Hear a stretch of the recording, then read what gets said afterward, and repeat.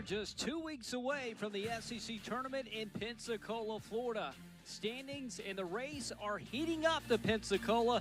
We've got a big one tonight. The Oklahoma Sooners are on the plains to take on the Auburn Tigers. Oklahoma is 11th in the conference. The Auburn Tigers come in at number 12. Only 12 teams will make it to Pensacola, and that's where our story picks up tonight. Hello, everybody, and welcome inside the booth at the Auburn Soccer Complex. I'm Rick Bone alongside Nick Flory, and Nick, you hate to use the phrase must win, but this is indeed a must win tonight for both of these squads. Absolutely. You know, table's tight. Everybody needs as many points as they can get. You know, even a draw right now isn't going to cut it.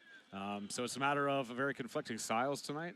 It's a matter of, you know, who's going to be more effective and efficient with how they want to play and get the goals that they need to get the win. Well, so far, Oklahoma's been efficient in net. They have the two-time defending SEC Defensive Player of the Week in Caroline Duffy. She's been fantastic, you know, and builds a lot of confidence for the players in front of her when you have someone of her quality and someone that can keep the ball out of the net, come up with a big save when her team needs it. Now it's just a matter of them getting the goal, you know, to be able to put them ahead of Auburn tonight.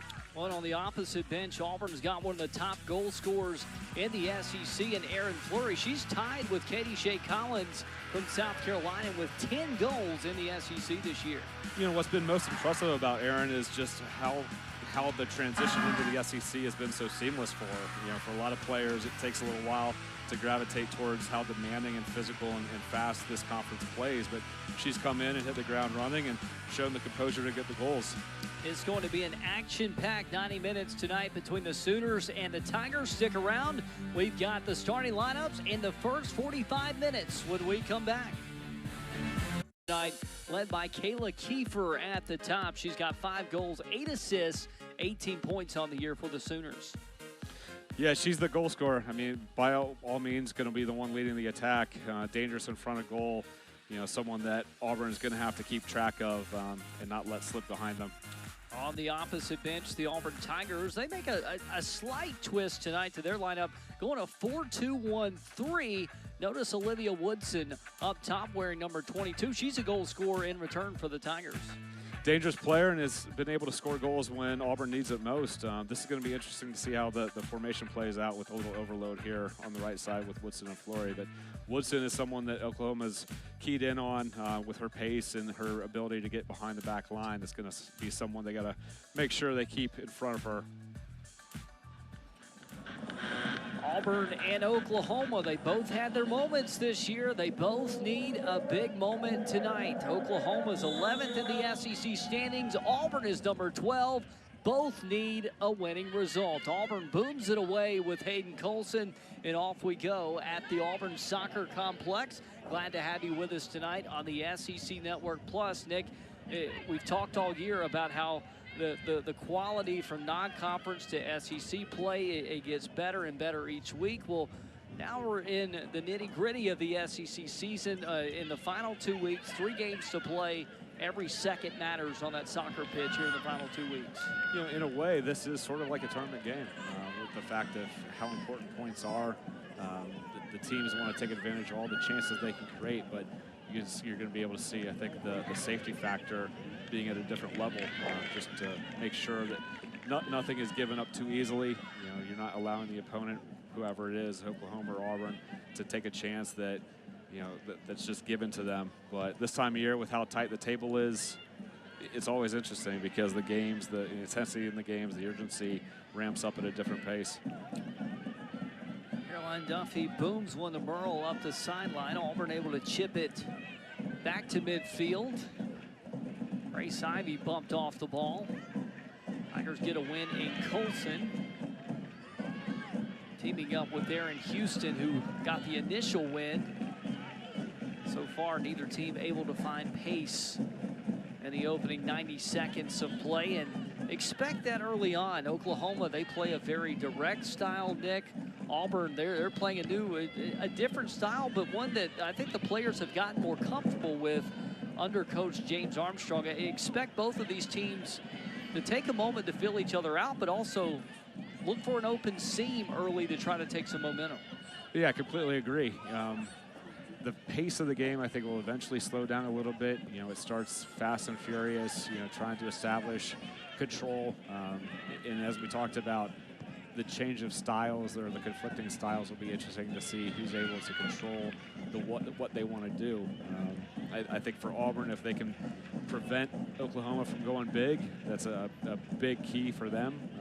And then it's a matter of, can Oklahoma put the back line of Auburn under pressure, be able to win the ball a little bit higher up the field, and set pieces as well. Who's going to win the set piece battle? And your keys tonight, again, you mentioned keep Auburn under pressure. That's one of the things Coach Matt Mott talked to us about this week. But for Auburn also, I think that they've got to manage how physical this game is. I don't think Auburn can afford to get into a physical matchup maybe that we saw at Auburn against South Carolina a couple weeks ago. Yeah, I agree. That game was a little bit different. I think South Carolina may be the most physical of the conference right now, but it doesn't lead to, the way that Auburn really wants to play. Having the ball on the ground, being able to build through the midfield, being able to switch fields and change channels. This is, again, conflicting styles, so, can Auburn keep the pace of their passers quick, take advantage of gaps that are there? Big turnover for Oklahoma. They shift it back to Rayo in the middle.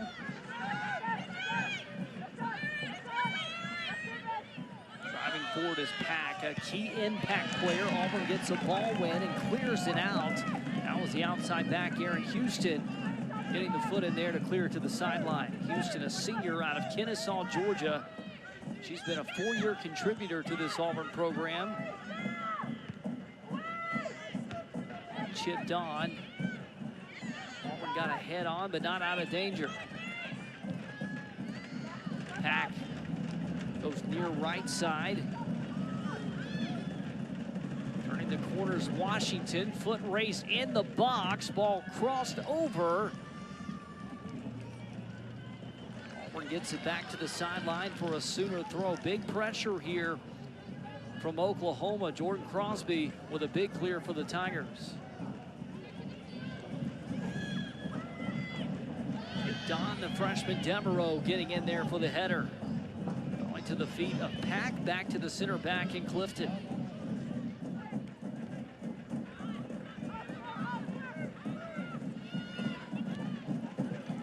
These are the transition moments. Auburn's going to have to make sure they secure the ball and maintain possession.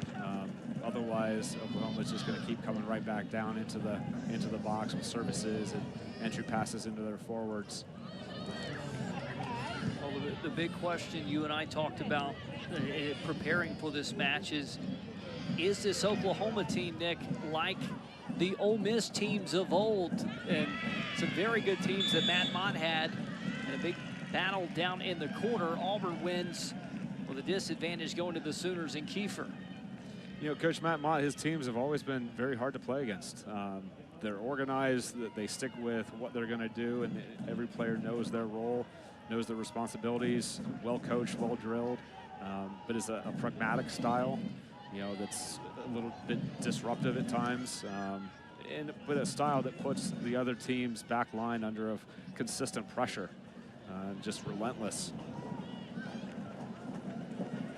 Coach Mott, remember spending time at Auburn back from 1999 to 2005. Actually very good friends with Auburn head coach James Armstrong. Both those guys today got a chance to honor their former boss, former Tigers head coach Karen Hoppe. And we'll get to more on that at halftime tonight, but it was interesting. Heard Coach Armstrong give a speech today, Nick, and I wanted to ask you this question. He said it was known amongst Auburn assistants that Coach Hoppe said she never had a favorite, but it was well known amongst the assistants that Coach Matt Mott was always her favorite. As a former assistant, is that true? As Fleury chips one on, Driver gets a foot on, Duffy a stone wall and blocks it up in the box. A big save from Duffy there, coming up when her team needs it. That was a great chance that Auburn just created, and Duffy made herself big, was able to keep the shot out. Crosby, the back, getting involved. Her cross goes wide, and Duffy stands tall. Two-time SEC Defensive Player of the Week. Here's a sneak peek why she's trying to three-peat. Coming out brave, coming off her line, closing down the angle that Driver had for the finish. Big-time save there at a key moment as this game still looks to be settled in. So I will repeat the question. As a former Coach Hoppe assistant, was Coach Matt Mott always Coach Hoppe's favorite of all the assistants? Matt Mott is easily the favorite. So if Coach Hoppe is listening, I will back up anyone else that says that he was the favorite. So anytime he came up, you know, there was always like just a energy change in her voice. Matt's a great guy, and well, by all means, you know, I think no one has a complaint with him being the favorite because he's just really a good person and treats everyone well. But that is absolutely true. Auburn flips the field. Woodson to Driver, sealed off by the center backs. And big play by Cassie Clifton and company for the Sooners. Space for Driver, driving in the box, cuts with a right, plays it back, centers, and a diving stop for Duffy. Denied Grace Ivy at the top of the box, awards Auburn their first corner of the night. Yeah, this is a moment Auburn has to continue to take advantage of. It seems like Oklahoma's back line and just the communications are starting to break down a little bit with how players are rotating to switch off on who they're defending. You know, this is a point in the game where Auburn wants to make sure they continue the pressure. Set piece is critical for the Tigers, averaging just over 6 per game, 20th in Division I soccer. Fleury goes far post, overshoots Crosby. Ball chipped on. I think Merle got a boot on it. And the Sooners send it up the sideline, back to midfield, and out of danger momentarily. Now a chance to counter for Oklahoma. They will take the real estate, and just like that, they flip the field. It goes off the heel of a Sooner, and Lily Devereaux gets the turnover, but quickly corralled by Oklahoma. Big ball win there for the Sooners. And that was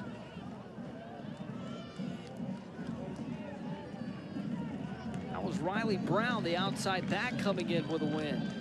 And just like that, Oklahoma flips the field. Alexis Washington and company, they get a corner here in the near right sideline, and a chance to answer for Oklahoma after 2 scary shots on goal for Auburn. Yeah, great counterattack by Oklahoma to be able to take advantage of the space and get numbers even at a quick pace to create this chance, and now they've got a dangerous corner. Taking the corner is Lexi Dindis. Ball into the box, it goes off of Colson of Auburn. And she clears it out, well defended by the Tigers, and corner a little off the mark for Dindis and company. Nick, 10 minutes into the first half. Early trends that you've noticed between Auburn and Oklahoma. Well, I think things are settling in a little bit. You know, it's a matter of when Auburn has been able to maintain possession, they've been able to build with numbers and created some half chances from it. But you can see just a moment ago how dangerous Oklahoma is in attacking transition. So it's something Auburn in their possession, once they lose it, they got to be able to counter press a little bit faster just to maintain the ball in their attacking half. Otherwise, Oklahoma's going to be able to generate some attacking moments with as much space as they can. Auburn's getting better and better at flipping the field game to game. And there Grace Ivy teams up with Houston to flip the field. She turns on the Jets, works it forward, and will get the ball back to her feet to look for the cross. She's got real estate, sends it in, and denied, blocked up by that stingy Sooner back line. Well, and it's interesting week to week. You know, you hear of a team being a high-pressing defensive team. It's one thing to hear about it, Nick. It's another thing to see it and then them turn those defensive stands into quick counters, and that's what Oklahoma's been able to do. Yeah, you know, I've worked for some coaches in the past that have always considered pressing more an attacking concept, just with what the purpose of it is. You're trying to win the ball high, and then with the purpose of then trying to get to goal.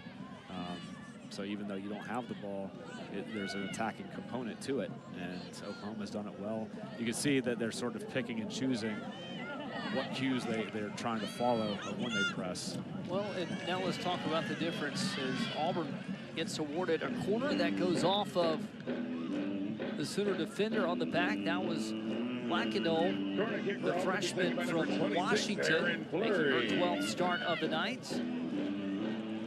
But it's going to be interesting to see Oklahoma. Now, they're under year 3 of Coach Mott. You can tell that style, they've embraced that style of play in year 3. Auburn's in year 1 of Coach Armstrong. It'll be interesting in 2 years how far the Tigers have come along in comparison. Corner sent away by Fleury. Back post again. And the Sooners there to clear that one out. That was Lackino, the 5'10 freshman, coming up with it as Fleury gets on the front end of that one. Yeah, soccer play. Fleury was just able to get a step ahead just to get her body in front and took the foul for it. But, you know, now this is another dangerous area for a set piece for Auburn, who have been, you know, very good on set pieces this season. Fouls on Canty, making her 9th start tonight. Captain Hayden Colson, the senior from Denton, Texas, on the free kick, but called back by the referee. Nick, what was the call? I think it just wasn't quite ready. Just jumped the gun a little bit with the service being a little premature. And Auburn will flip it. Colson will hand the reins over to Grace Ivy to take it. Ivy, a junior, preseason All-SEC selection, came to Auburn from Texas A&M. Has some runners, but right into the hands of Caroline Duffy. And that keeper takes command of the box. Erin Houston's had some good runs. Here she bombs one in. Nobody home on the backside. Auburn unable to keep it. Nick's hard to interrupt. Well, no, you could see the intent with Oklahoma wanting to play fast and find those transition moments. I think they got bailed out a little bit. The throw from Duffy just wasn't in a great location. You know, Houston was able to intercept that, take it down again to get a service. But the intent is there because there is space with as many players that Auburn had up. You know, the transition or chance to transition into that space that's free is something Oklahoma wants to continue to look for. Well, and on the flip side, in Auburn's bench, Coach Armstrong talked about this week the outside backs, how they've been able to get involved, and Auburn's been at their best when the outside backs have been involved. Tonight, that's been Erin Houston. Yeah, completely agree. You know, you talk about Coach Mott has had Oklahoma for about 3 years or so, you know, almost 3 full years now, and the progression that this program has seen over that time. And Coach Armstrong still in his first year. I've seen a progression for Auburn just over the course of this season. And one of it has been the formation change to a 4-back, how impactful the outside backs have been. Gracie Brown with space, curls one in off the hop. Caroline Duffy takes it. You know, having the likes of Houston and Crosby going forward just adds that extra element to the attack and puts a little extra pressure on their opponent. You know, getting service here, just miss hit that a little bit. Not as dangerous as I think Brown would have wanted. Gracie, a redshirt freshman for Auburn. And she's one that I think's played above her eligibility level this year as a redshirt freshman. She's played some big minutes for Auburn and developed. Center back's able to clear that one out. As tonight a big one for Auburn and Oklahoma. And Auburn seeking their first top 40 RPI win of the season. Oklahoma is trying to get their second SEC road win of the season. Again, the Sooners are 11 in the SEC standings. Auburn is 12, both trying to earn some valuable points, Nick, and punch their ticket to Orange Beach in a couple weeks, or excuse me, to Pensacola. Yeah, you're talking about RPI. This would be a massive win for Auburn for many reasons. One, they need the points within the conference, but having a top 50 RPI win is a great stat for your resume when you're looking at NCAA tournament. They've got a lot of work to do to even be in the conversation, but that would help jump from 74, you know, substantially, having a top 50 win. They've got a couple of top 50 draws, but you got to get that kind of win. They've got a couple of opponents coming up where if they are able to get the result they want, it's going to help their resume tremendously. A really nice give and go up the sideline for Oklahoma. And was that Morin who got tripped up?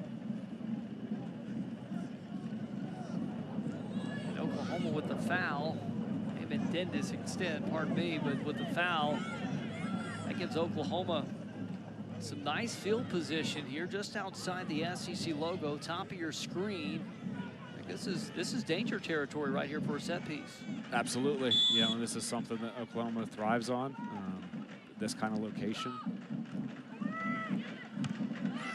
Shorts. Driver gets it back to midfield. I think a similarity for where some of these set pieces have broken down for both teams is just the initial service has not been to the level that it needs. You know, you're either not breaking that first line of defense, or you're not putting in the gap behind the back line. It's something that both teams have struggled with to an extent early on in this game. What are some reasons for that? Is it field conditions? Is it just the time of the year? Like, what are some different factors there, or is it just a coincidence tonight? It could be, time of year. Legs are a little heavy.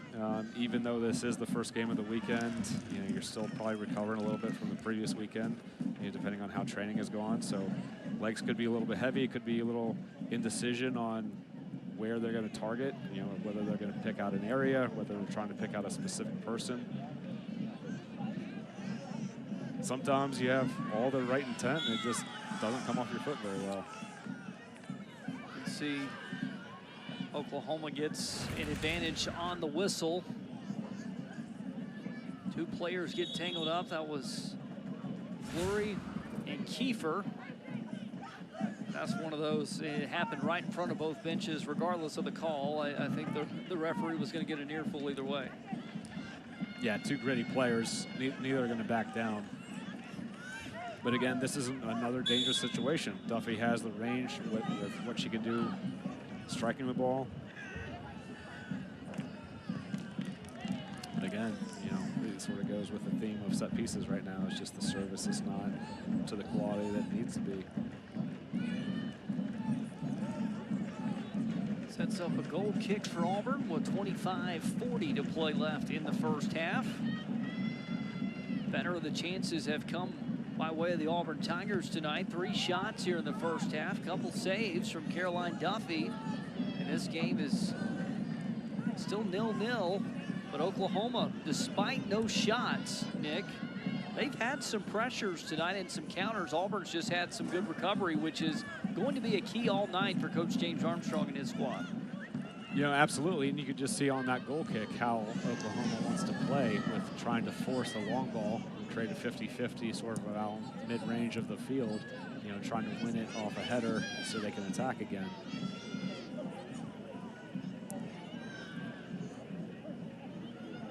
Breaking this press is something that Auburn has done fairly well so far in this game. It's going to be a consistent theme that they're going to have to continue.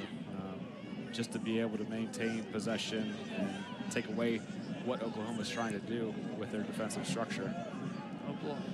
Oklahoma switches the field right to left. Aaron Houston called for the foul, and it's a big game for both of these coaches. Again, their former boss, Coach Karen Hoppe, honored today after Auburn's new locker room named after Coach Karen Hoppe. She's in attendance tonight, and learned today by the Auburn administration she is one of the longest tenured coaches in Auburn history, 26 years winning as coach in program history.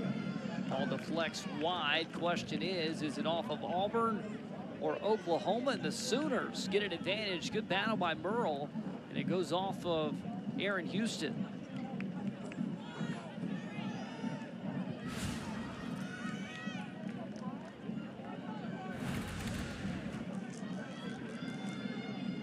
Just redirection there, deflection off of Houston. Again, this is something, though, that Auburn doesn't want to get, in a battle of set pieces against Oklahoma. Kick. One Sooner down. Auburn got in front. Still even with the box, tied up and taken away by Woodson and blocked away out of bounds. It'll be a deep throw in Oklahoma territory. And by the way, pardon me, Hadley Morrell. Wanted to make sure I got Hadley's last name correct. The senior out of Prosper, Texas, helped create that opportunity for Oklahoma, 4-year starter.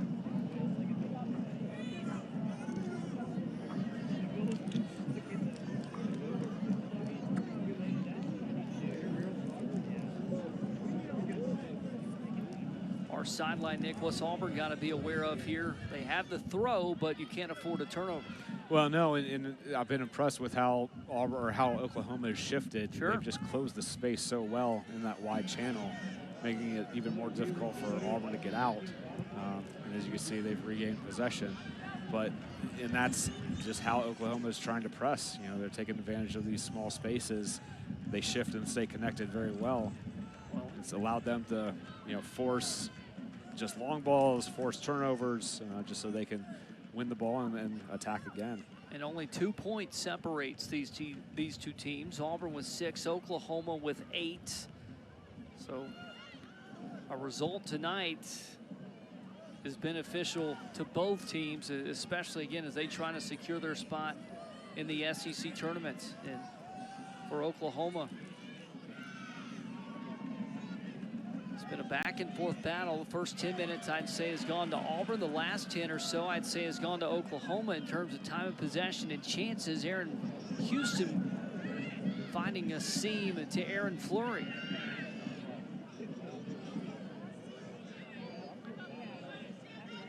This is allowed. Sorry, Brett. You know, this is allowed Oklahoma to get back. I think the speed of play that Auburn has to play with to take advantage of the space when it's there has to, you know, continue to be at a fast pace, because otherwise Oklahoma's transition, they get back fairly quickly. Well, I think for both teams tonight, most recently Oklahoma, now Auburn, both teams' ability to change the point of attack has been key in the last 10 minutes or so. Yeah, and you know, you talk about for Auburn, the outside backs, how involved they've been. You know, when they're able to change channels or switch fields, the outside back on the weak side has gotten on the ball, been able to take space, be able to get service or an entry pass into the forwards. Freiberg second in the league in assist with 7, sends one into the box. Back to midfield to the feet of Chisholm, trying to go over the top. Foot race to the ball, diving on it's Caroline Duffy. Denying the goal scorer, Olivia Woodson of Auburn. And Duffy's been under duress a couple times tonight, but she's calm, cool, and collected inside the 6. You know, she comes off her line with confidence, with bravery, you know, not thinking a second thought about it. And has been able to take away the chances that I think going against a different keeper Auburn would create. You know, one thing Auburn has to do a little bit better is just getting more numbers in the box. You know, right now, Driver and Woodson have been involved, but that third player sometimes has taken a little while to get involved in the 18. It's interesting you say the last 2 matches, I think, for both teams is being cleaner inside the box and in front of the box, being more decisive, better decision-making. Both coaches talked about that with us this week.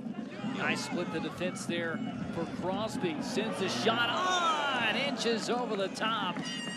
Gives the Sooners a scare. The score stays 0-0. Crosby must have gained a ton of confidence. I don't know if anyone saw the game against Alabama, the goal she had, but being able to hit it from distance and making it dangerous. She hit one with her left foot that I think could easily have been the goal of the year. Coming in, probably 25, 30 yards out, top corner. It was amazing. And it's something similar set up to what she just produced there. Unfortunately, got under it a little bit too much. You know, talking about goals, though, Brett, what's amazing is you look at Auburn in the position and the standings they are, but they all have, you know, the player tied for most goals in Aaron Fleury. And you have Driver, who is, you know, what do you say, top 2 in assists, but yet they still find themselves right on the fringe of the SEC tournament. Well, and most of that for the Tigers, in games, they've either tied or lost in the last month of play. Nick, there's been a handful of games where Auburn had the lead. I think of Alabama, I think of South Carolina, I think of Mississippi State. And I don't say that to pour salt in the wounds by any means. And it's been the frustrating reality for Coach Armstrong and his crew. And I respected the way he approached it this week with us. He said, look, we're not feeling sorry for ourselves. Had a player-only meeting after the Alabama match to get ready for this one this week.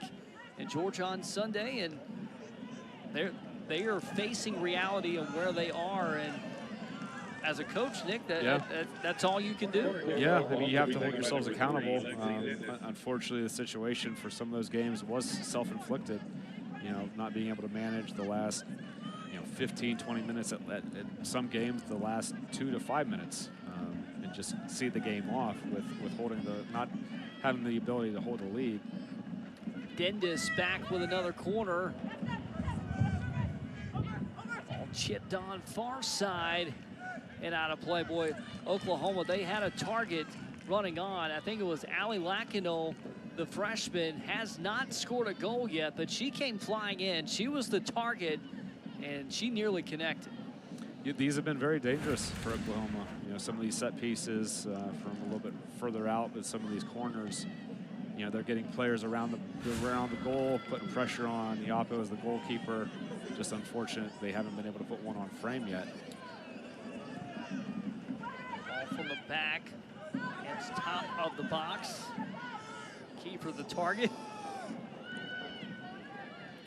And back to Auburn with Fleury. Had Auburn gotten those results, Nick, that we were just talking about, Auburn could be as high as 6th in the SEC standings tonight.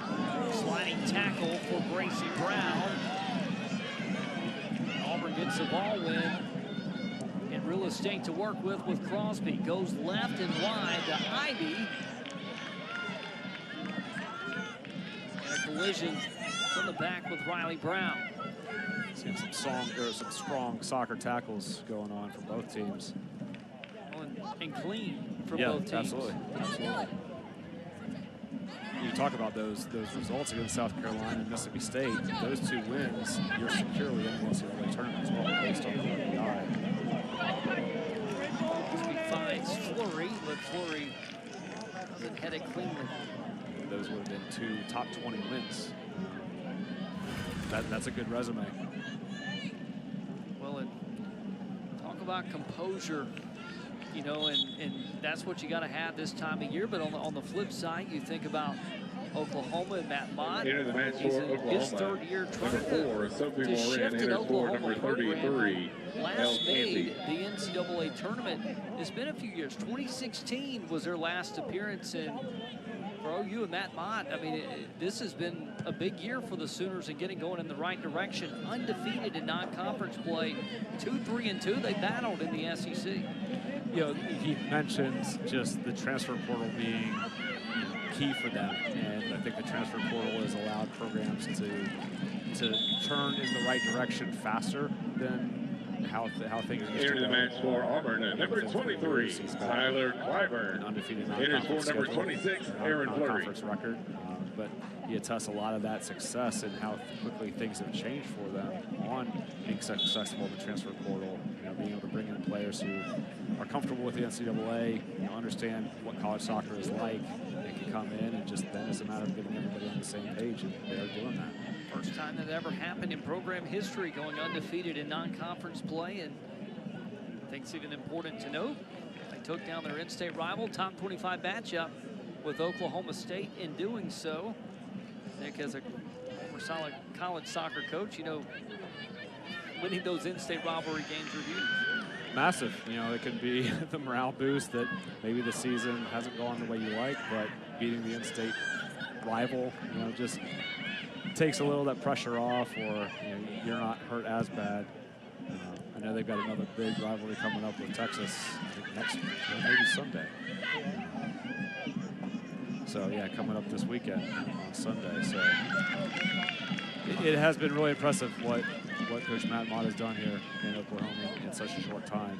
All right, who was your big in-state rival in Eastern Kentucky? Did you have one? Murray State. Okay. Murray State, when I was there, was had sort of set the standard within the conference. Not my alma mater, Western Kentucky. That's where I got my master's. Yeah, we didn't play them when I was there. Played them in some spring games, okay, but not in the fall. But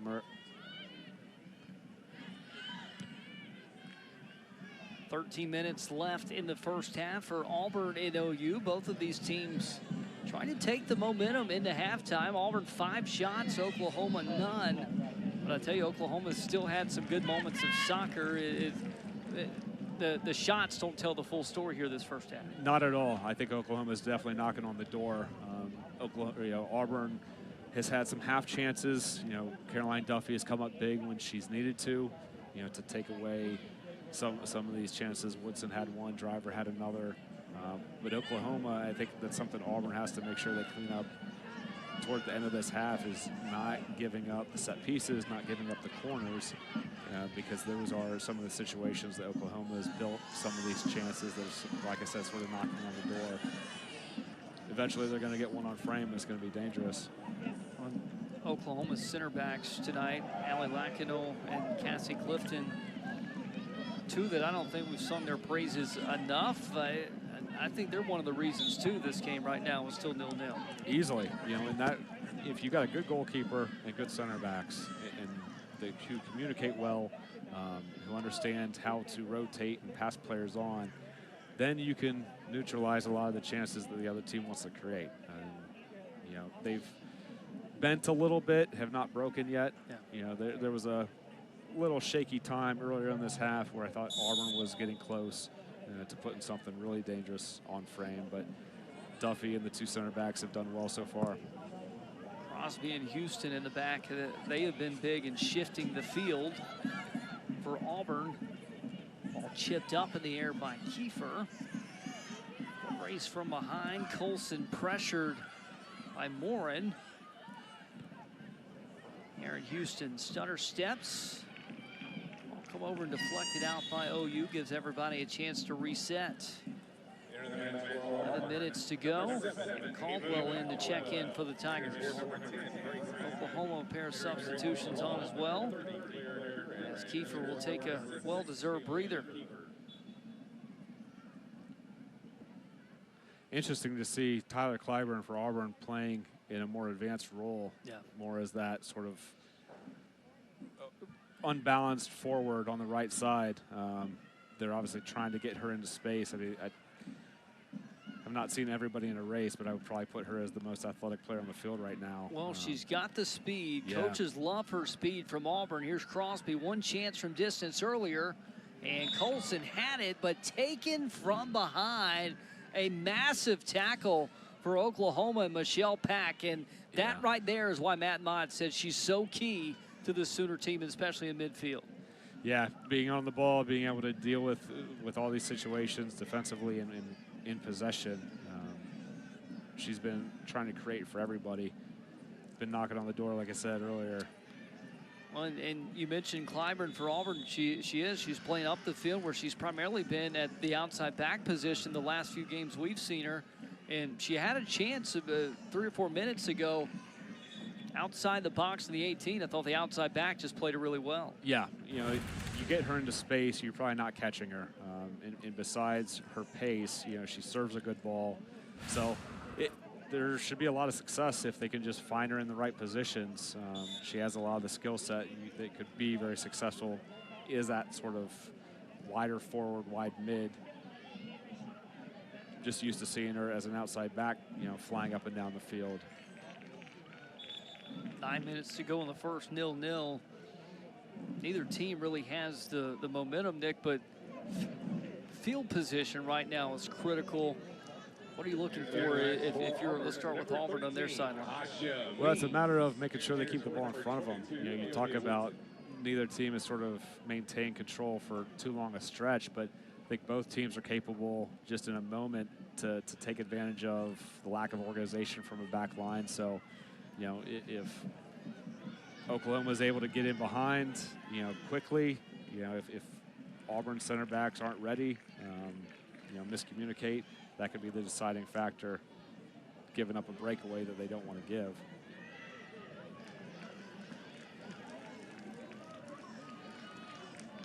Auburn likes the ball when they got in front of their bench with Houston. Colson back to the center and Chisholm. Chisholm filled one of the vacancies at center back this year for the Tigers, left by L.J. Knox, who graduated. Chisholm and Devereaux winning those spots for the Tigers. Driver tried to chip that one forward, but again, Oklahoma, their back line playing up the field. While they may not win every ball, Nick, they've been there contending and pressuring, making Auburn just a touch uncomfortable. And sometimes, and most times in possession, that's all you have to do on defense. Yeah, just trying to create, you know, the service or a long ball that Auburn doesn't want to play, just to encourage a 50-50, which Oklahoma succeeds at winning back. Those first and second balls, I think Auburn wants to play big when the space is there. They don't want to be forced into it, but I think Oklahoma's done well to force them into a premature long ball that Auburn doesn't necessarily want to play at the time. Denda spooned that one away for Oklahoma. And Auburn, a miscue on the throw-in, gives Oklahoma a throw-in with under 7 to play in the first half. They're in the match for Oklahoma. Number 28, Luciana. The way the game is positionally where everyone is now leads more to what Oklahoma wants to do with just how small the space is. Again, creating 50-50s and longer passes, turnovers. Oklahoma shifts together very, very well. I think this is where the pressure for Auburn is, they've not been able to deal with these situations as well as they'd like. If they are able to switch fields, you know, there's a ton of space to take advantage of, but it's tough to do that with how Oklahoma is shifting and staying connected. Driver gets a rest by Serta after hard-fought minutes. Some fresh legs late in the half. Nick, and right now I think this is one of those moments of the match where the bench, they can have a huge impact on this game. Again, yeah, you might play limited minutes, but again, what is it, the first 5 and the final 5 minutes, those are the pressure point minutes of every soccer match. A lot of goals are given up, you know, or scored in those periods. Just mentally, some teams tend to let down a little bit, you know, against what they really want to do, but it's just that time of game where things relax at times too much. You know, it's a matter of when someone comes off the bench, you know, their job is to make an impact, you know, come and change the game. Are you more tense as a coach in the final 5 minutes on the sideline, just knowing you're not on the pitch? Because players seem to be a little more relaxed, locked in. Playing coaches, on the other hand, is... Coaches, you want to make sure everyone's focused. So, yeah, that is a little more of an anxious time because the players sometimes do relax a little bit too much. So you're trying to make sure their level of focus stays at the level you need them to see out the game or see out the half. Alexis Washington back on the pitch, got a little hobbled, dribbling up that right sideline.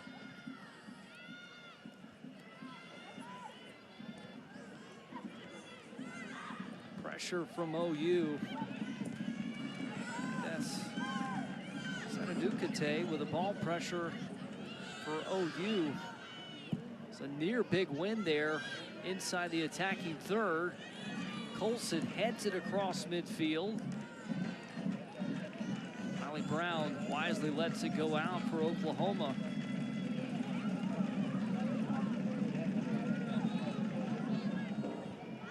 Chipped on, played by Naomi Clark. Got a runner inside the box. Devereaux saw it all the way in and heads it safely to Gracie Brown, who's going to dribble all the way up to near midfield. Gets it inside the attacking third and gives Means an opportunity at a run. Oklahoma unable to maintain possession. Auburn's got a throw in their attacking third. 3.5 to play in the first half. Auburn being patient with the build. Chisholm with pressure from behind. Ball lands at the feet of Caldwell. Caldwell in traffic, tries to turn on it, but didn't have the angle.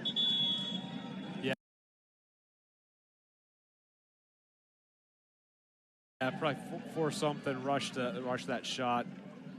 Wasn't able to get her hips turned well enough. What's the alternative there? Who are you dumping to? You just find someone that's faced up, find someone that has had a little better view of where the goal is. but those players a little bit further back as well, maybe not in shooting position.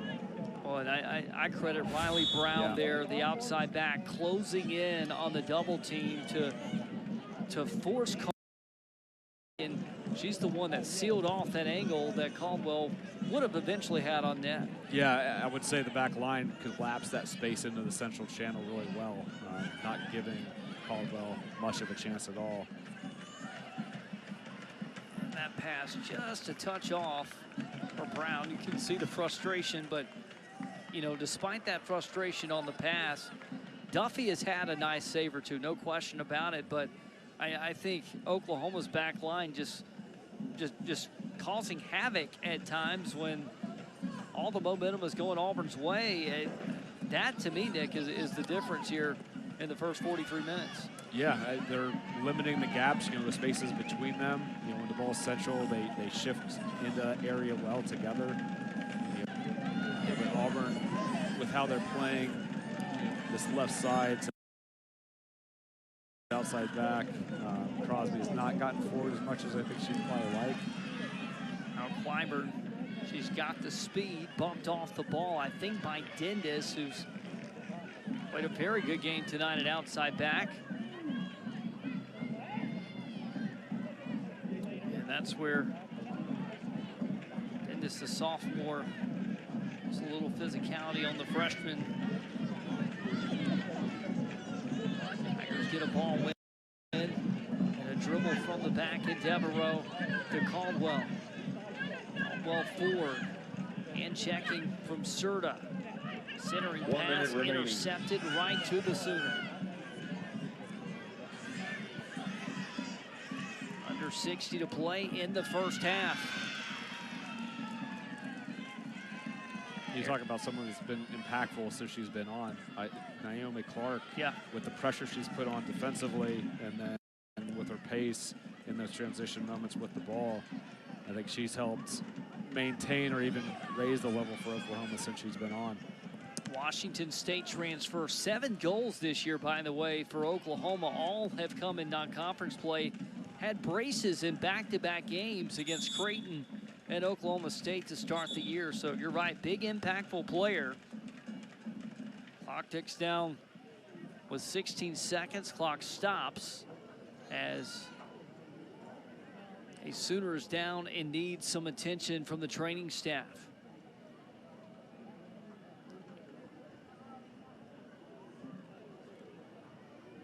And that is Naomi Clark. 15 starts at Washington in 2 years. She's been a big get for Coach Matt Mott out of the portal. Nick, you mentioned her impact tonight. Yeah, what first caught my eye was just the relentless pressure she was putting on in the press.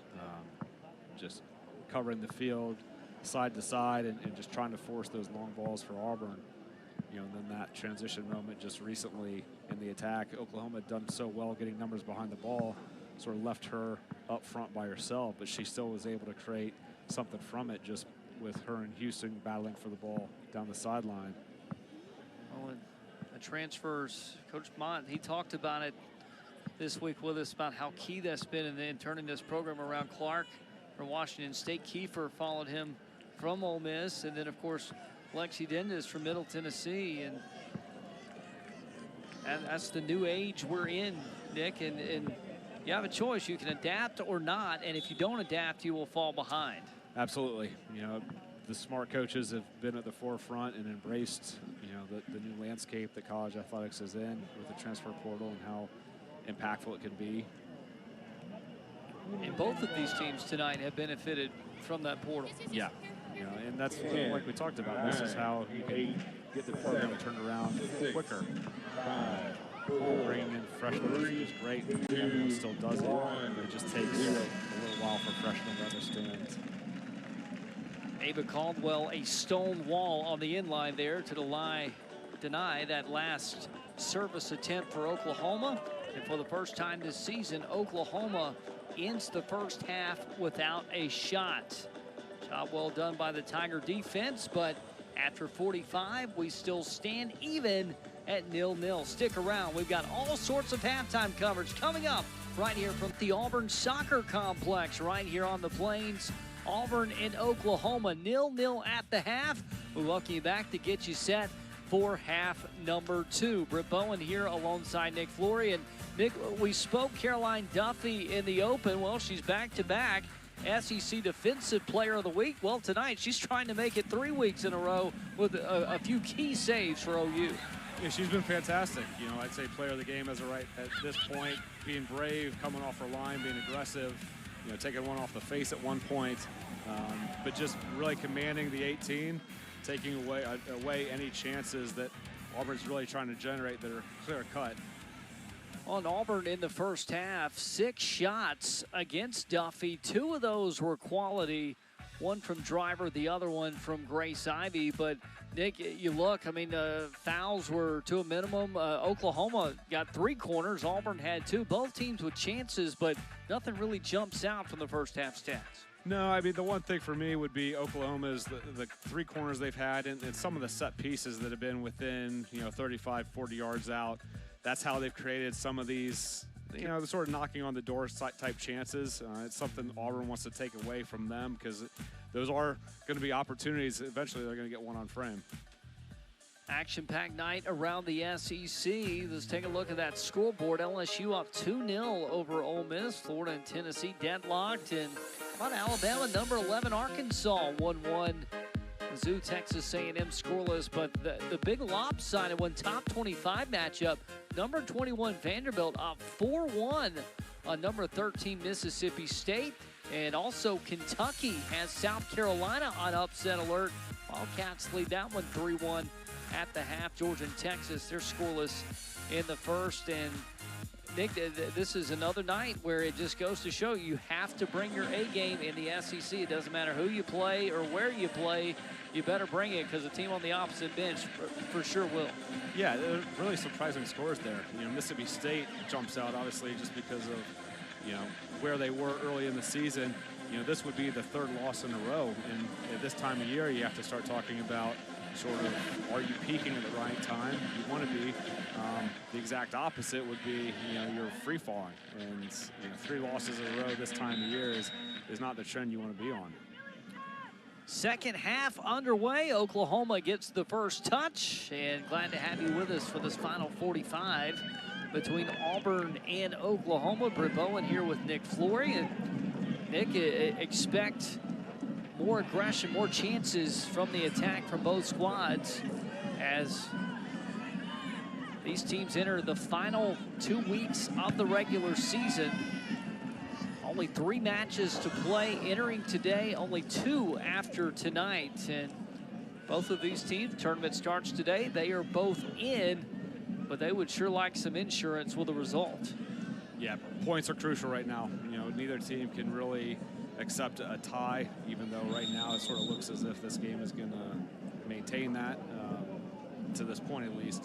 You know, both teams are capable in a moment's notice of scoring, but they got to make sure that they manage the rest of the game as well as possible. All right, you've seen 45 minutes from both squads. Give me keys for both sides. Let's start with Oklahoma. Oklahoma continuing to get numbers behind the ball. They've done really well with that. You know, in transition, getting more numbers going with whoever has the ball, just creating that support going forward. And then for Auburn, you know, making sure that they can maintain the ball in possession, build with numbers, and get more support for Driver and Woodson up front.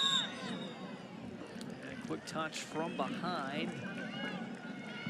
That was on Naomi Clark. Good to see Clark back out there. She left the match towards the end of the first half. And good to see her back in this lineup for OU.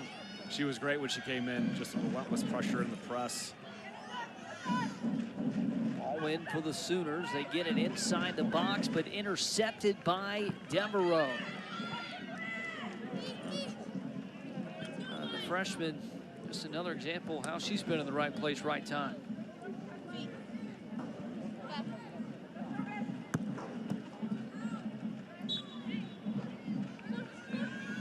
Clark caught off balance there. Auburn gets the touch back. Sooners deflect it out. Another throw, this time a little higher up the pitch. Oklahoma's continued to do well in these pressing situations, especially out wide, just trying to force turnovers. Sliding tackle for Hayden Colson, pulled down, and a whistle on Riley Brown. You see Woodson coming in there, or yeah, Colson coming in there quick and putting pressure on the ball, being able to be strong and hold off the defender. Well, for Colson, she got there first with the sliding tackle, and Nick, that's something you see consistently match in and match out from Hayden Colson. I'm not sure there's anybody that does it better. No, as great as she's played, she's been phenomenal, I think, all year, disrupting play for the other team. Lands at the top, overshot, and Chisholm has to clean it up on the back end.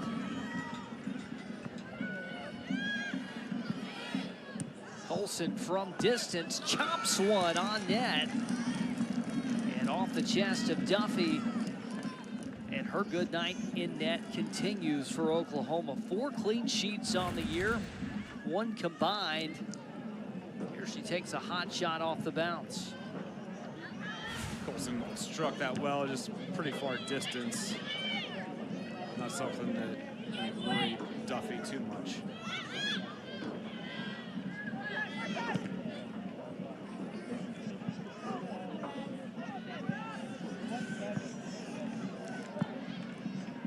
I think really, Brett, what it may come down to for this game is just in these pressing moments, he's able to take advantage of it and win the ball in the right spots and take advantage of a transition out of that press. Well, and this one is having just the flow of the game to me is having flashbacks back to the Texas A&M match that Auburn played at the beginning of the Southeastern Conference season. It was nip-tuck back and forth. Neither team really had the advantage, and then Olivia Woodson delivered a dagger in the final minutes of play. From behind, nice foot race, Kiefer clips Aaron Fleury from behind. Little conversation from the referee. You see the intensity has picked up a little bit starting the second half.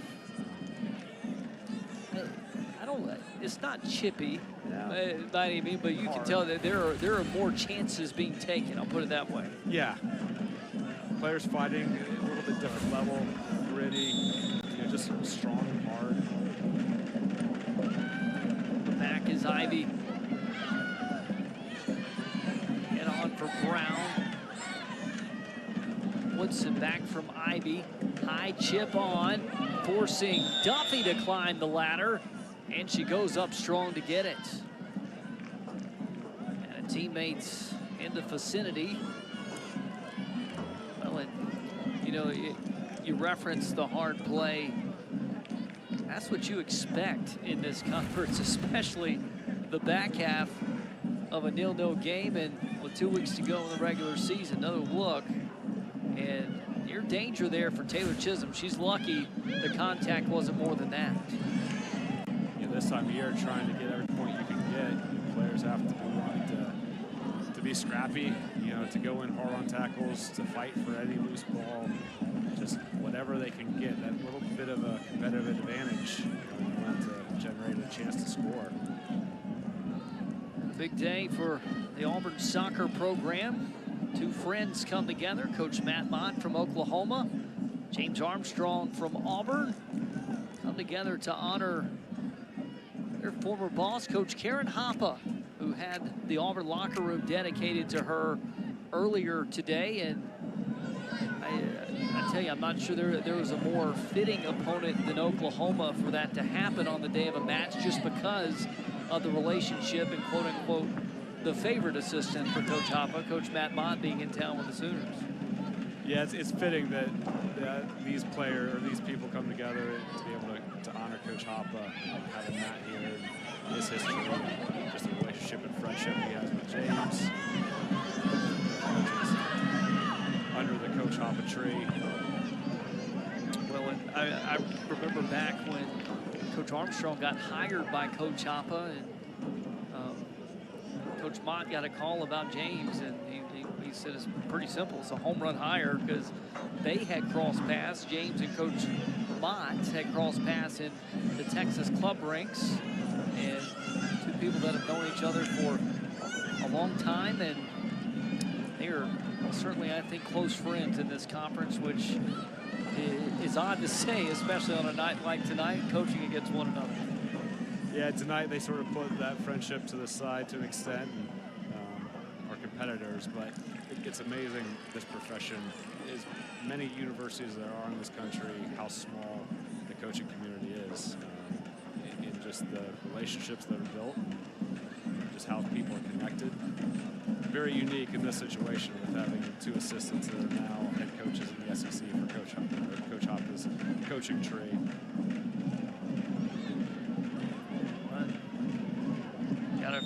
You can't forget Georgia's head coach, Coach McAlpine. He's part of that tree as well. Yeah, 3 coaches in the conference. I don't know if that's been done before. Coach Hoppe waving for the cameras. Then we've got to talk to Coach Hoppe. You know, this year retirement, we've got a third headset up here. You know, like you have more pull than I do with the former head coach. Text her now. Yeah, well, let's get her up. And I mean, not that you don't do a great job, Nick. You're excellent, but I'm saying, why not have a two-color analyst booth? Yeah, I'm gonna text her now. She is probably going to give you a firm no. That will clear it out. Danger for Oklahoma as they pressure Auburn far side. Still no shots for Oklahoma, being outshot 7-0 in this match. This one targeted at the top of the box. Advantage to the Tigers as Gracie Brown, hit the deck and got a little nudge from behind by Ellie Canty. Canty, a freshman, actually a local player out of Norman, making her 9th start of the year.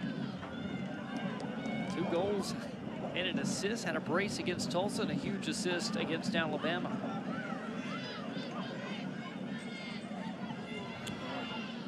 It's fun to start talking transfers and upperclassmen every year, but for both squads, I like eyeing the freshmen of, hey, who's going to be a mainstay? Ball down, Woodson making a run, and that Sooner defense closed down hard from behind. You know, both programs have no qualms about playing freshmen if the freshmen show they're good enough. You can see, especially in the back line, it's a bit more impressive because it tends to be, you know, an area of the field where you want experience.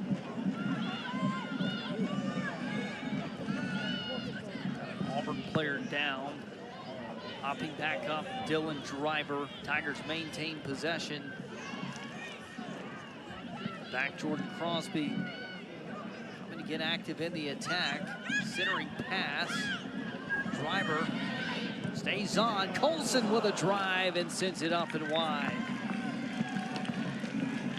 See how far wide that went, but that looked like a pretty good chance. In terms of location on the pitch, Nick, can't get much more center than this. No. Not a bad chance, and Driver's so good about finding players that are faced up, playing as that pivot, or that point, playing as that point. You can see the amount of assists that she's creating for her teammates. And Colson has the ability to strike that well. Well, and for Driver, again, got a little banged up moments ago. Battling through that, and now Auburn. Olivia Woodson tackled from behind. Carly Brown got in there in time. That's the thing about OU. I mean, they have pressured Auburn, but they have been timely. Another look.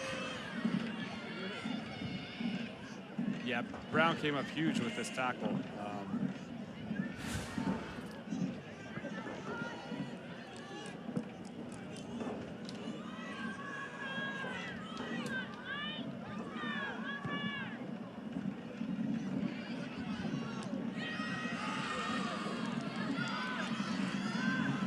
side of the pitch, another battle between Woodson and Brown. That's been a battle, Nick, all night long. I mean, you talk about some of the 1v1 battles. It's been a great matchup. Both athletic players, both gritty. Woodson hasn't been able to get around Brown. Brown's done really well in that matchup.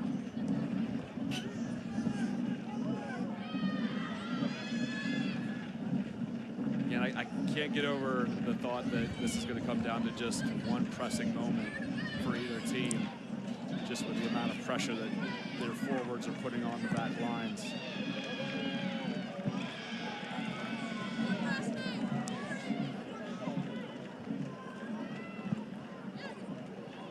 Soccer left to be played, just north of 32 minutes. Oklahoma still no shots, Auburn with 8, but Oklahoma's been knocking on the door with possession. Chance here from Washington and finds the goal. One shot and a goal for the Oklahoma Sooners. They lead 1-0. Number 6, Taylor Kiefer. 31 to play. What a finish from Kiefer. First time from the volley.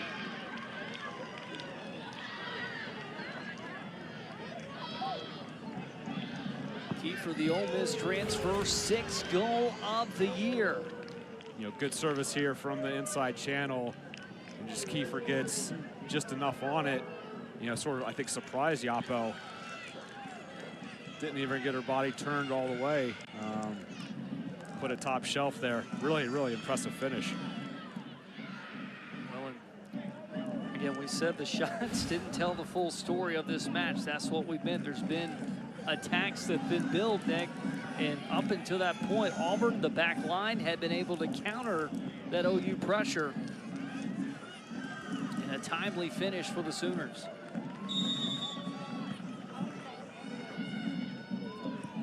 Now with 31 minutes left to go in the match, OU leads 1-0. We have a special guest up in the booth. You ask, you shall receive. Coach Karen Hoppa joins us in the booth here tonight. Coach, welcome in.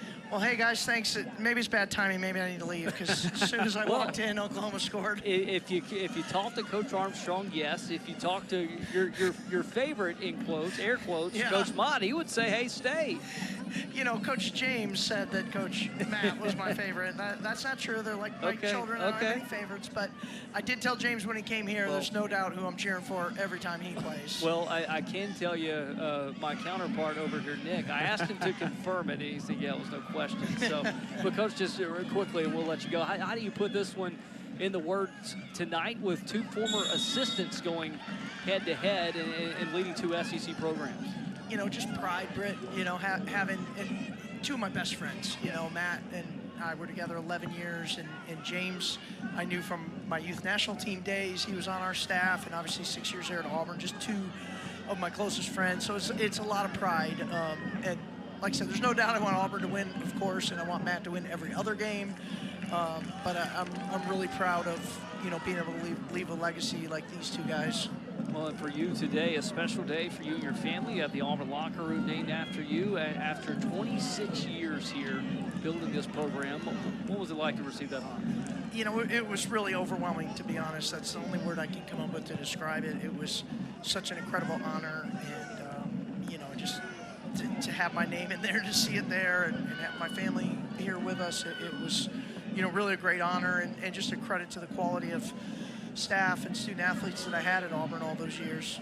All right, lastly, I'll leave you with this. Tight game, 1-0. It's been back and forth for Coach Mott and Coach Armstrong. What are you looking for in these last 29 minutes or so for both squads here? Well, I'm looking for 2 goals from Auburn. That's going to be the key. And I think, you know, this is really a good way we can get goals if we get the outside backs like Aaron Houston forward. You know, she's so talented, and that'll get us more numbers into the attack. And you know, we need to have a little better quality on our finishing. The goalkeeper for Oklahoma is great. I will say, shout out to Warren Russ, who was one of my college roommates and the goalkeeper on the men's team when I was at UCF, and he's done a great job there. So we've got to finish and maybe finish low and get some numbers forward. Coach, thank you so much for this time. What a treat. And is this a little preview for next year coming up in the booth with us? Because like I said, we have 3 mics. Well, you know, just let me know. I'm always here. Bring you in more often. Yeah, I'm happy to join anytime. Well, Coach, thanks so much. Appreciate it. Congratulations again. Thank you guys so much, and War Eagle. Former Tigers head coach Karen Hoppe joining us in the booth tonight. And I mentioned that to my broadcast partner, Nick Flory. Hey, we got Coach Hoppe here. Let's get her up and break down this match. Well, again, you ask, you shall receive. Subs on the pitch tonight for Oklahoma. Their goal scores at a critical time for the Sooners. Again, but prior to that goal, they had not had a single shot tonight. And then Kayla Kiefer nets her 6th goal of the year off the volley. Scored it with a right foot. Assist by Alexis Washington. Washington's 5th assist of the year. And Sooners lead 1-0. Tigers threatening, trying to get the equalizer here. Here's Crosby from the back. Goes left to Woodson inside the box on the dribble. 1v1 against Riley Brown. Contact from behind. Was that inside the box? She called for it. The previous play is under video review. And this play is under review, Nick. This is going to be close. It was near the line, and this is going to be similar just from what we saw a couple weeks ago, Nick, against South Carolina. Yeah, I think she's probably just confirming the location, but she initially called for the PK. It's just a matter of, does she see enough to overturn it or just confirm?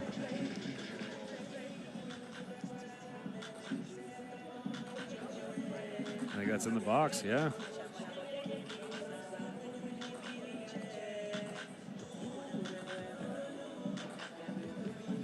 Yep. In my mind, my view, that's a PK. That should just be confirmation. And again, almost an identical play for Olivia Woodson from a couple games ago against South Carolina, Nick. As a forward, what's key in drawing contact like that? Because clearly she's trying to maintain possession. She has the angle, but what's key as a forward when you're in that position? Well, I think just establishing position on the ball, making sure that you're putting yourself in between the defender and the ball, and not trying to be, too heroic and keep yourself up. You take the hit, and your momentum's going down. Just allow yourself to go. Yep, there you go. And the referee does confirm it will be a PK for the Auburn Tigers as the foul comes inside the box from Riley Brown against Olivia Woodson. So now Auburn gets another PK. They're 5 for 5 on the year in PK attempts. OU this year, their opponents are 2 for 2 in PK opportunities. This has been a great battle. I think one of the best individual battles of this game, the Woodson and Brown battle. Woodson dealt with that situation well, obviously allowing her momentum to go down. She did take the hit. Brown, I think, was a little aggressive there. Now it's a matter of showing the composure to finish this off. And you have to leave it to the hot hand of Erin Fleury. Fleury tied for the SEC lead with 10 goals with Katie Shea Collins from South Carolina. Fleury 4 for 4 on PKs this season. She's going up against the 2-time defending SEC Defensive Player of the Week in Caroline Duffy.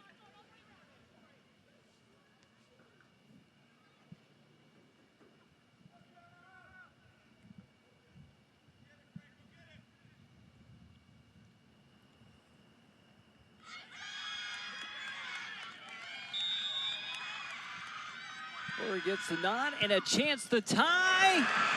Duffy got a hand on and deflects in. Erin Fleury with the equalizer to tie it at 1. That was close, Brett. Duffy did really well to get across and choose the right side.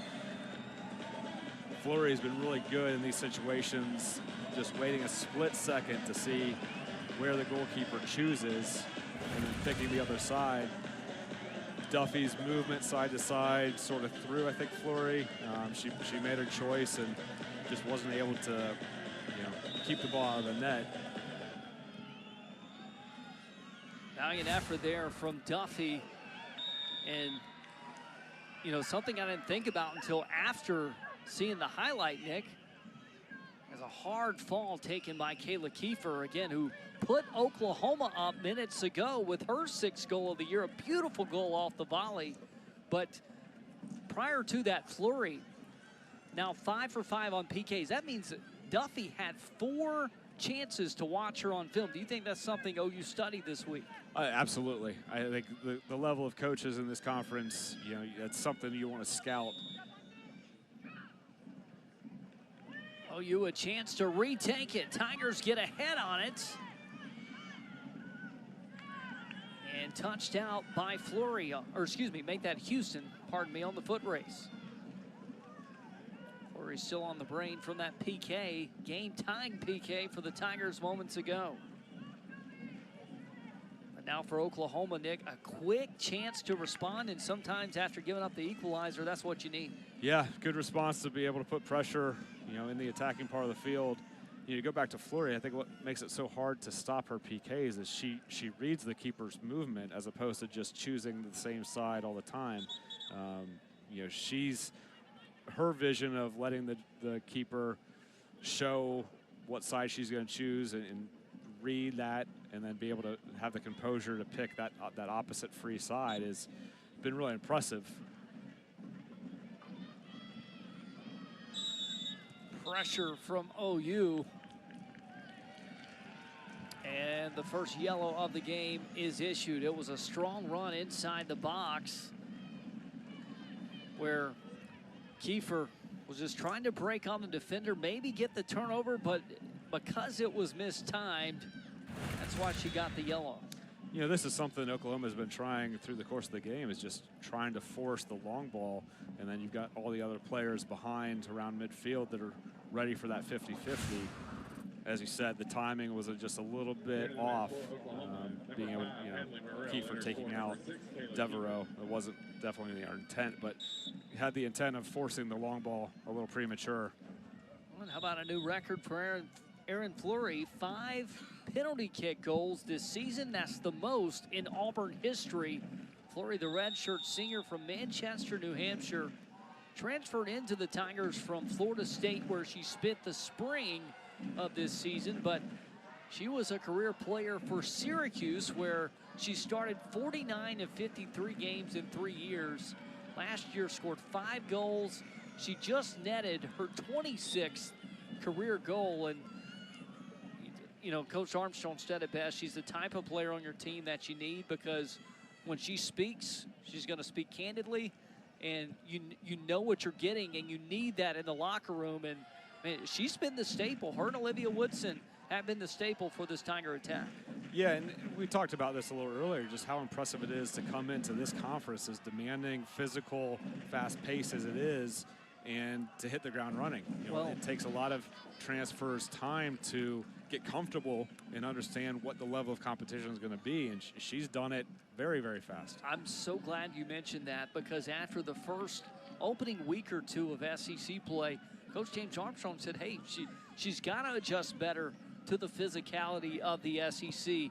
In not a critique, just the reality. And to Fleury's credit, she's done that and then some. Absolutely. You know, has that gritty blue-collar mentality to her that doesn't shy away from any of the battles that she sees in the SEC. As physically demanding as this conference is, as fast-paced as this conference is. It's been impressive. The situations with these PKs takes a ton of composure just to balance out your emotions. I chuckle because you talk about pressure on PKs. I think back to my 2nd grade PK that I still have nightmares over. It went off the post. Headed on for the Tigers, and Salee wide left.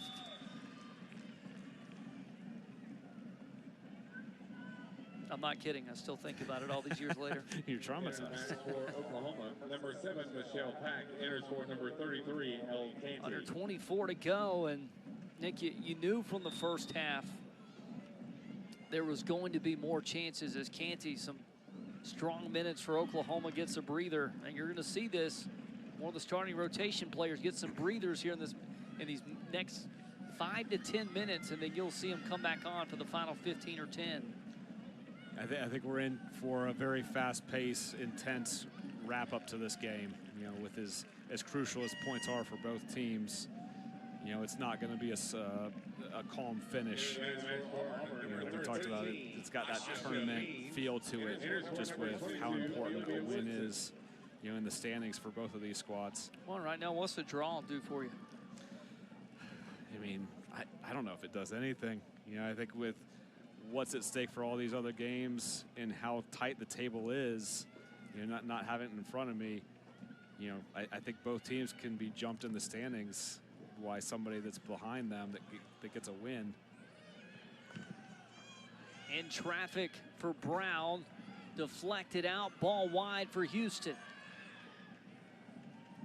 With the left foot, intercepted and cleared. Look at the remaining schedule for both teams. There's some really demanding, challenging opponents coming up. Auburn has Georgia on Sunday. Oklahoma still has yet to play Arkansas, which is always an incredible challenge. Well, and before that one, Oklahoma does have Texas, which will be a rivalry game. So, anything goes there. And then after Auburn gets Georgia on Sunday, Auburn's got Missouri at home. And Missouri, traditionally, that's always a team that's scrappy and one that you certainly can't sleep on. Not at all. And Missouri is not out of the picture. They're behind Auburn, but a couple wins and they'll jump Auburn. Every point is crucial, and with as tight as it is, there's so many teams that are still in the mix to make the tournament at the end of it. Still a lot of soccer left to be played tonight between Oklahoma and Auburn.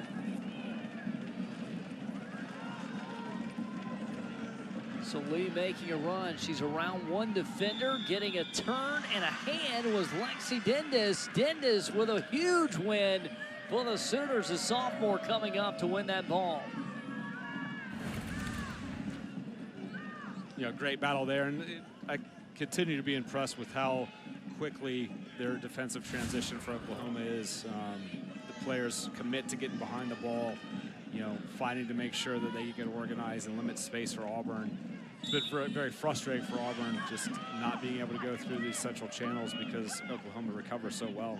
Well, and Dendes, she's a player that I don't think we've sung her praises enough tonight, because she's had some wins deep into Oklahoma territory on the outside, and she was the former Conference USA Freshman of the Year, where after she transferred in from Middle Tennessee, 19 starts, 4 goals, 4 assists. So, she's been heavy in the attack, but comes to OU and asked to play on the back line. Yeah, and it's come in a, by many would say, a tougher conference, and has done very well. OU a chance to take the lead, but Yapo off the set piece plays it off the hop. Yana Yapo hasn't seen much action tonight because Oklahoma just 2 shots. Their first shot came midway through the second half. That found the net off the foot of Kayla Kiefer from the volley. And that's tough, Nick. As a keeper, your first shot, you see that laser. And Yapo, again, hadn't played bad tonight. Is just one that it was right place, right time as another yellow comes in from the referee. Yeah, Kiefer's finish was phenomenal. And it's something I think surprised Yapo.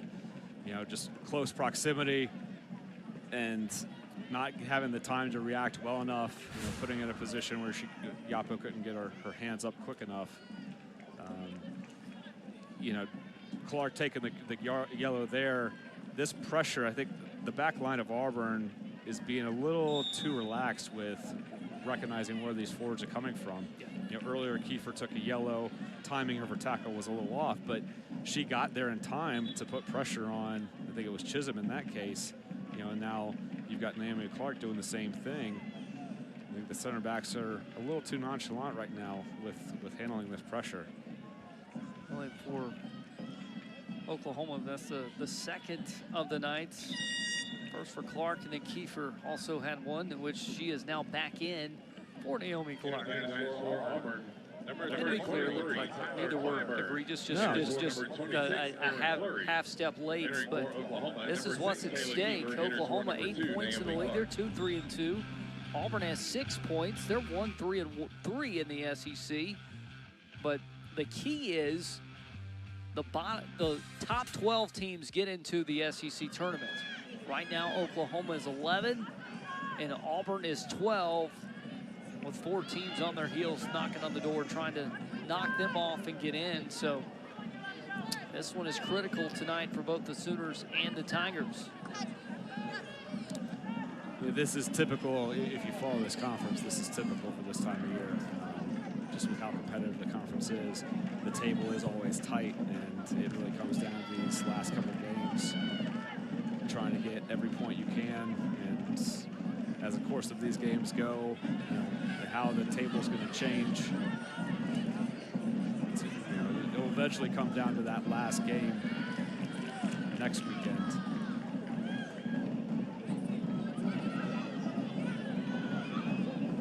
In a game like this, what do you have to be weary of in terms of the type of chances that you could see to be the game? I would give you 2. One, set pieces, whether it's a corner or a free kick from within 35, 40 yards out, where you're able to get some players in the box, and then bad turnover from getting pressed.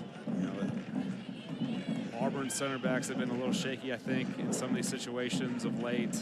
But Auburn has also put Oklahoma's back line under pressure, trying to create just that turnover and then a transition moment. And it could come down to 2-3 passes and there's a goal. For Auburn, the last 20 minutes of a match, it's been tough for the Tigers to close out and finish games. Auburn's allowed 3 goals between the 71st and 80th minutes this year, and they've allowed 4 goals in the 81st and 90th minutes this year. With that, as well as these teams scout in the stretch that Auburn's coming off of, that's fresh on both of these teams' minds right now. Absolutely, and it's something that I think Auburn has definitely spoken of. First from the players, they know what's happened. They hold themselves accountable. It's also something they know they need to improve on, and just being able to manage these moments, manage the situations, not giving up easy chances, making sure they stay focused. And that goes for both teams. Neither team wants to give up a goal in this last 16-plus minutes. Well, start with OU. How'd you like how they came out in the first half? Not down, not getting a shot off in the first half, because still play quality soccer and took advantage of the first opportunity in the second half. Yeah, came out with the right mentality. Aggressive, attack-minded, battling still, trying to get the numbers forward. Thought they had a good response after Auburn scored their goal. Haynes puts it in the box, bumped off by Clifton. And again, those OU center backs have been the staple tonight for Oklahoma. They've been under attack in several opportunities tonight. But again, Clifton in the back and Blackendall as well. Again, it is not a lot to be disappointed from the center back play if you're a Sooner fan. Not at all, and they've organized the players around them as well. It continues to be impressive with how organized their back line is and how committed they are to get numbers behind the ball, limit the spaces and the gaps. And center back, I always think of, Nick, that's a tough position to play, because you're always going up against top strikers, of course, but spacing is important. You can't be too physical.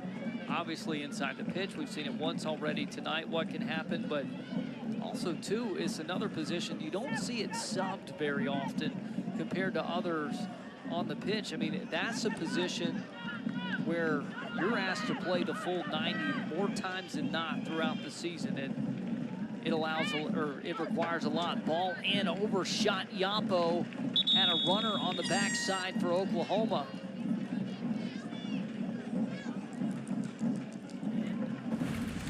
Another look at it. That target was Morrell. And Yapo, did it get off the fingertips? I thought it cleared the fingers, but... Yeah, I think it was... She did well recognizing it was going to be number 16, Dylan Driver. good service. Yeah, definitely was close. And Number 10, Greg player Simon, there enters for number in the right 11, position. Margie Brown. Number 26, Aaron Fleury, enters for number 3, Shelby Salee. And number 22, Olivia Stops Woodson, with enters for number substitutions for 23, Driver. Tyler Fiber. Grace Ivy. What's the substitution strategy here with 14 minutes to go? It could be tactical, you know, it could be just leg-wise energy, you know, someone that's fresh, you know, or it comes down to maybe a matchup that the coaching staff has recognized that they want to exploit, maybe putting some speed against someone they think they can take advantage of. But you definitely want as fresh legs as possible, or someone to rely on, you know, in these sort of heat of the battle moments are going to be able to come up. Crosby gets called for the foul. Whilst Oklahoma a chance to get reset. Another look. Yeah, lost possession there. And down Mulaney, I believe that was. Yeah. Yeah, this is a tacky chance, though. We talked about trying to limit these set pieces with Duffy's range with how she strikes the ball. Well, and she's got 2 assists on the year as well, yeah, as goalkeeper.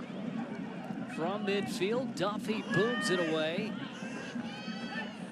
Crosby with a head-on for Auburn. Falls to the feet of Dindis. And Dindis sealed off by Fleury. The defense by the redshirt senior captain. Fleury scored the equalizer tonight with her 5th PK kick of the year. She is 5 for 5.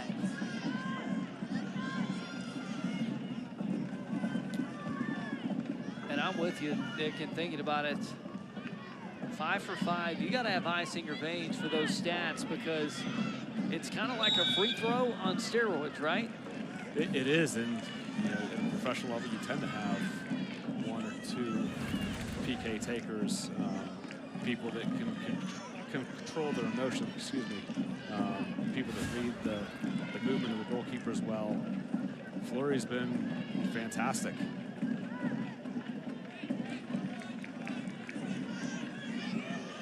For Oklahoma, Duffy's been fantastic, and I'll say with Kiefer up top, limited chances tonight. You got to give it to the Sooners. Timely. Auburn with a chance at the top, and Driver goes to Fleury, but ball intercepted. Foot race down the side, and that was Dindis again for the Sooners. Yeah, she's coming with a huge one. Deal with the pace of We're getting a heavy dose why Dindis was the Conference USA Freshman of the Year a season ago from MTSU. This one, Auburn thought they had space and was going to have a chance at a go-ahead goal. Dindis closed the door, and OU's got possession. A chance to flip the field. Something that OU needs, Nick, and we haven't seen since, I'd probably say earlier in this half, but mostly in the first half, is a counter. We haven't seen that steady OU counter that we've seen so early in this match. Yeah, I agree. And one thing with that is just, can they get the numbers going forward that they need? Kiefer's obviously been impactful, and Clark has been impactful. They need a little more help, though, in some of these situations. And that goes for both teams. You know, Driver and Woodson, they've had a couple chances, but their numbers down in those situations. Fleury lost it out. Dindis and company, a throw. Fleury bumped Clark off the ball. Auburn's got it up the left sideline. Back to the middle. Paul off the mark.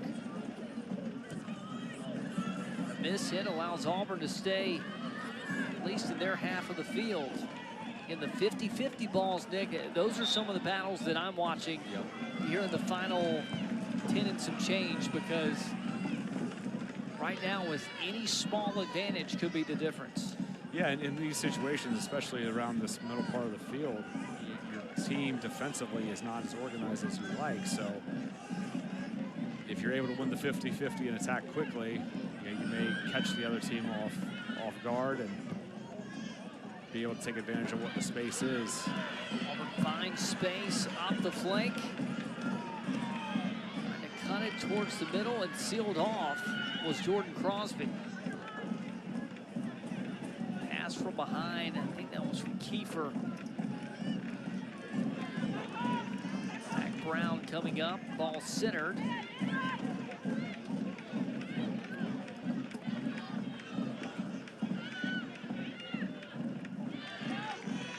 Either team trying to avoid that crucial mistake, but also too, I think you don't want to play too defensive and not take advantage of opportunities to go win it and get a point. Yeah, it's that fine line of safety and risk with how you want to manage the game. I think both teams need to be high safety in the defensive third, but it's a matter of not having everyone behind the ball, sitting behind the ball. You got to take chances to get the numbers forward. Like we talked about these transition moments. Both teams have really quality forwards, but they need help too. You got to be able to have the midfielders join on getting chances there. Houston pressured from Clark. Clark with a tackle win and a turnover. Canty sends it back into the OU attacking third. Oklahoma, they're getting higher and higher up the field with that press. That was the junior Sophie Morin, the UTSA transfer, coming in for disruption. It's a tough pass for Brown to deal with, though, as well. When you get your back to pressure, it's something you don't want to put your teammate in that kind of situation where they don't recognize where pressure's coming from. It's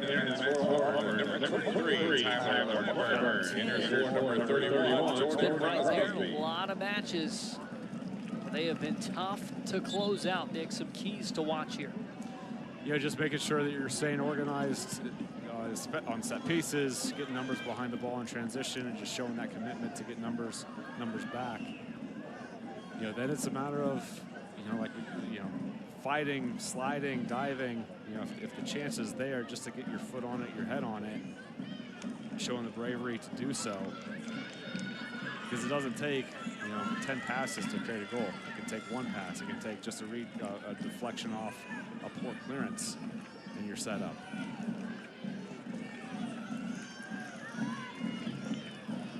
See Yapo communicating on the other end. Duffy sends one away, and communication from the keepers critical right now as well in terms of staying organized. It's not just making the big save. Those keepers can see the field, oftentimes calling the shots. All out for a goal kick, and you can see Morrell wanting that one to go the other way. Oklahoma's done well getting numbers higher up the field. It's just a matter now of them creating the chance that they need. On the last 3 minutes in particular, those numbers have gotten more aggressive.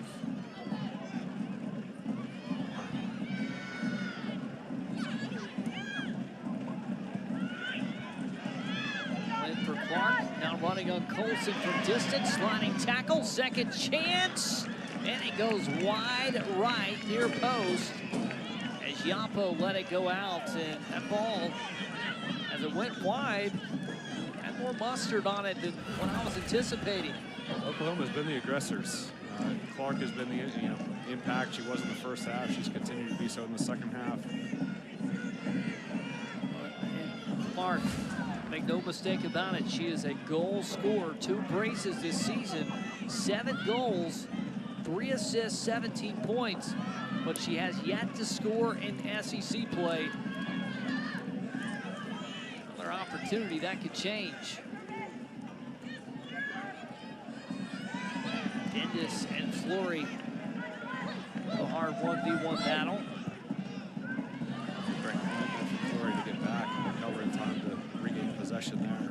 It's a precise pass from Aaron Houston. Now Auburn's got to keep it in too much with the speedy Tyler Clyburn.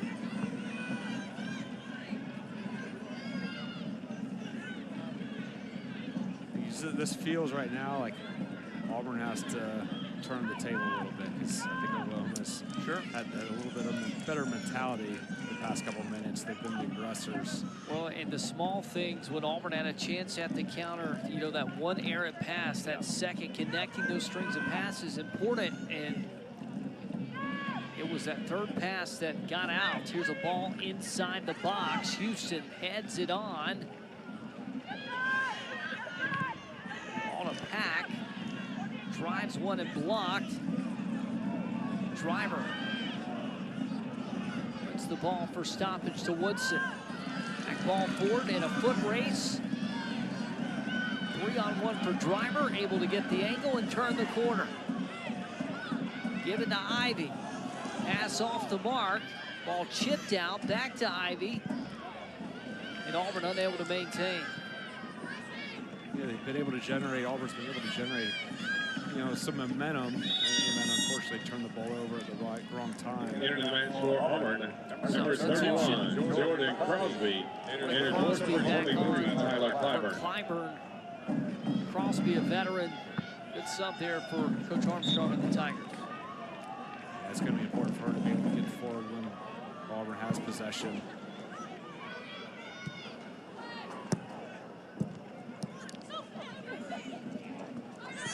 Will the ball win? Auburn, it's a sliding tackle, avoids a foul, but a turnover for OU. A foul does come in as Burrell won the ball, and Colson got there a step late. 4 minutes to go. Oklahoma threatening inside the attacking third. Subs on. Alexis Washington in for Morrell. Morrell played some quality minutes for OU. The header is the center back Chisholm. All out, Auburn given the advantage. Good tackle there. Now it's, can Auburn change channels? Can they switch fields, take advantage, maybe creating some isolation for Fleury?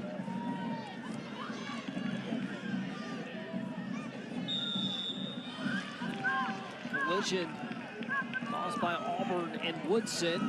Free kick for the Sooners. Tackles are hard right now.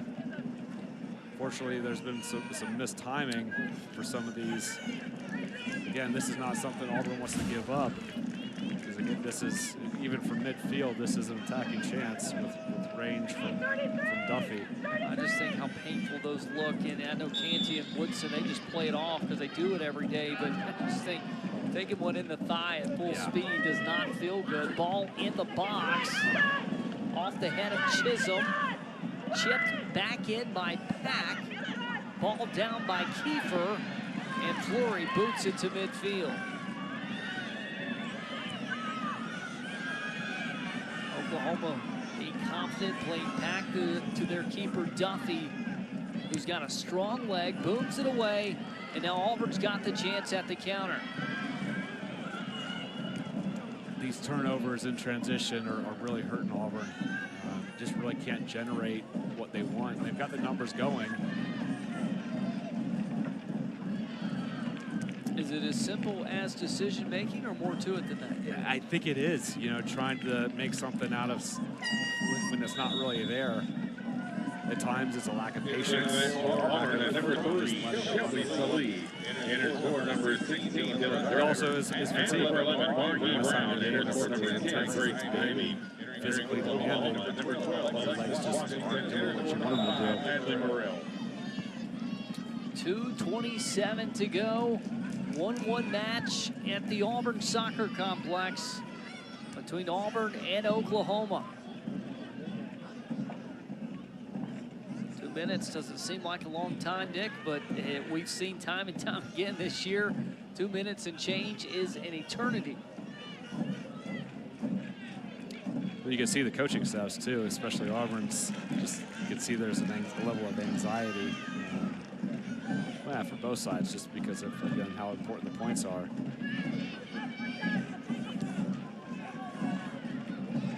Auburn midfield, one by Canty and company.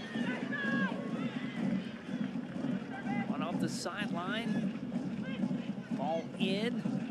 Nice job by Chisholm. Communication from behind by Yapo. The caller off to take that ball. On the minute 30, Auburn's going to need a quick restart. Pressure up top from Kiefer.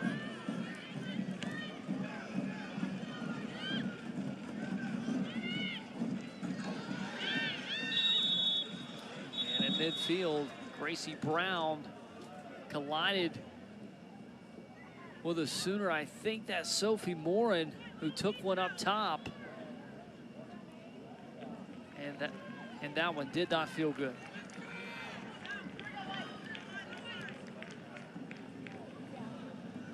Yeah, players battling. The tackles have been pretty intense this game. Oh, goodness. They took a little knock to the face there. And again, just one that a 50-50 battle, but one that just a half second or less missed time. And Moore, glad that young lady's okay, because again, she took a shot to the left side of her face. Moore, a junior from England, transferred in from UTSA, 26 starts over 2 years. Back after battling a knee injury, again, been a key piece off the bench all year for OU.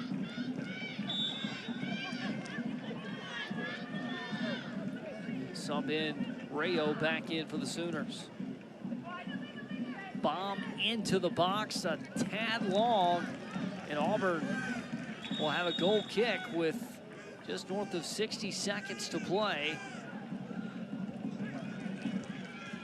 And Morin quickly re-enters the match. Good news for Oklahoma. Yeah, both teams right now trying to be safe. They don't want to give up any silly mistake. This is that time of the game.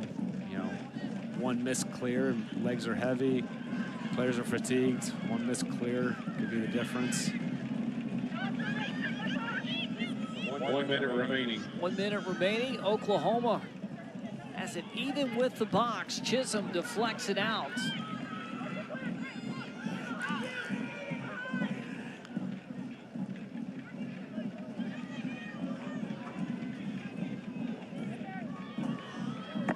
All in.